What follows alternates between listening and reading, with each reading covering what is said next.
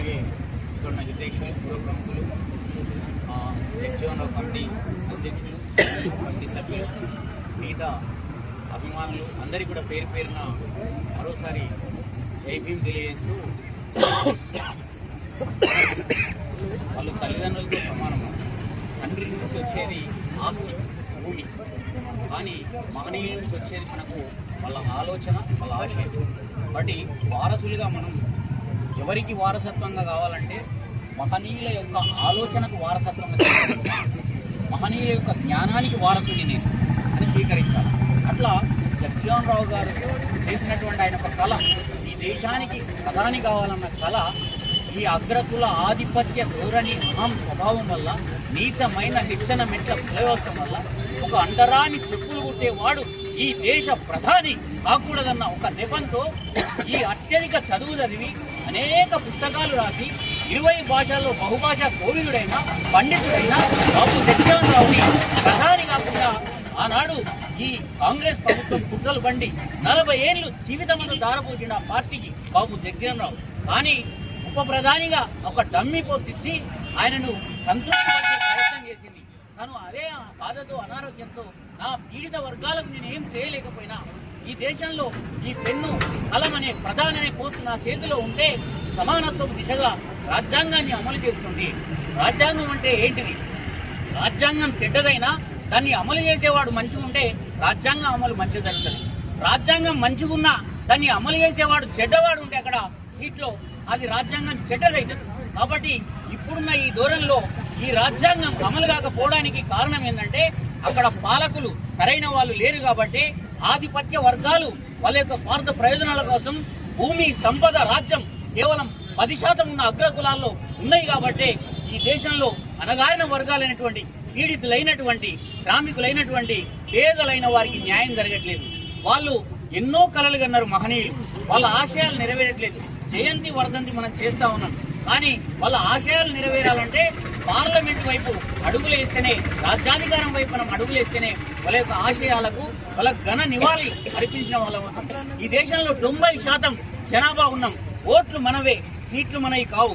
పనిశ్రీరామ్ చెప్పినట్టు ఇక ఓటుతో, ఇక నోటుతో, గరీబ్ కో సీటుతో, కిస్కి కితని సంఖ్యా బారి, ఉస్కే ఉతని భాగేదారి. కాబట్టి ఎవరి జనాభా ఎంత ఉంటే వాళ్ళ వాటా అంతా రాజకీయంగా, ఆర్థికంగా, సామాజికంగా, భూమి పరంగా అట్లా ఉండాలని వాళ్ళు చెప్పారు. కానీ అవి అమలు కావట్లేదు. కారణం ఏంటంటే ఈ యొక్క ఆధిపత్య వర్గాల ధోరణి లోపల క్యాపిటలిస్టులు వచ్చేసి మనల్ని ఆగం చేసి ఈ జ్ఞానం లేకుండా చేయడం వల్ల పీడిత వర్గాలు వాళ్ళ చరిత్ర తెలుసుకోలేకపోతున్నాయి. మహనీయుల చరిత్రను మనకు చదవనంత వరకు, వాళ్ళ యొక్క ఆలోచనను మనం అర్థం చేసుకున్నంత వరకు, వాళ్ళను ఆరాధించినంత వరకు ఆ యొక్క ఆలోచనలో మనం రాము. కాబట్టి జగ్జీవనరావు వట్టి మనిషి కాదు. ఆయన ప్రపంచవ్యాప్తంగా ఎన్నో సైంటిఫిక్ గా అధ్యయనం చేశాడు. 20,000 పుస్తకాలు రాశాడు. ఆయన 20 భాషల్లో బహుభాషా కోవిదుడు, న్యాయవాది, అన్ని అర్హతలు ఉన్నటువంటి ఆయన ప్రధాని కావాలన్నా డమ్మీ వాళ్ళు ప్రధాని అవుతారా? చెప్పండి. అర్హత ఉన్నవాడు కదా రాజ్యాంగం పట్టుకోవాలి, అర్హత ఉన్నవాడు కదా పీఠం ఎక్కాలి. ఆ రాజ్యాంగ పీఠానికి 100 కోట్ల మందిని పరిపాలన చేసే అవకాశం త్రుటిలో తప్పిపోయింది. ఒక చిన్న జనసంఘని ఆ కాలంలో ఆ పార్టీని చీల్చి అధికారంలో అయిన ప్రధాని కాకుండా కుట్ర చేశారు కేవలం దళితులని. అంటే అంబేద్కర్, ఈ జగ్జీవనరావు, పనిశ్రీరామ్ వీళ్ళంతా దళిత నాయకులు. మిగతా నాయకులంతా దేశానికి అన్ని వర్గాల ప్రజలకు నాయకులు. అంటే దళితులకు మాత్రమే దళిత నాయకులు, మిగతా వాళ్ళేమో ఊరందరికీ నాయకులు, మేమేమో దళిత నాయకులు అన్నట్టుగా ముద్రపడే పరిస్థితి రావద్దు. అందరూ నాయకులే, అందరికీ నాయకులే. కాబట్టి సమానత్వ ధోరణిగా మనం పోవాలా. జగ్జీవనరావు దళిత నాయకుడు కాదు. ఈ దేశ 130 కోట్ల మంది బీసీ, ఎస్సీ, ఎస్టీలు, అగ్రకులాలు, అన్ని వర్గాల ప్రజలకు ఆయన దేశ ఉప ప్రధాని. ఈ దేశం యొక్క అభివృద్ధి సమస్త రంగాల్లో ఆయన వాటా ఉంది.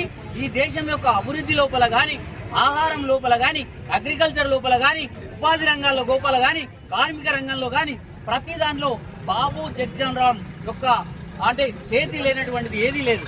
కాబట్టి ఒక నాయకుడిని ఈ కుల వ్యవస్థలో, ఈ దేశం కుల సంస్కృతి, కుల రాజకీయం, కుల వ్యవస్థ రావడం వల్ల మహనీయులు ఎంతో జ్ఞానం ఉన్న వాళ్ళు కూడా మరుగున పడిపోయి మూలన పడిపోతా ఉన్నారు. వాళ్ళకు అధికారం చేరువలో వచ్చి మంచి రిజర్వేషన్ ఫోర్స్ను పంచే పరిస్థితుల్లో కూడా వాళ్ళు లేరు. కాబట్టి దయచేసి మిత్రులారా, ప్రజాస్వామ్యవాదులారా, డెమోక్రటైజ్ గా ప్రజాస్వామ్యయుతంగా ఆలోచించాలా.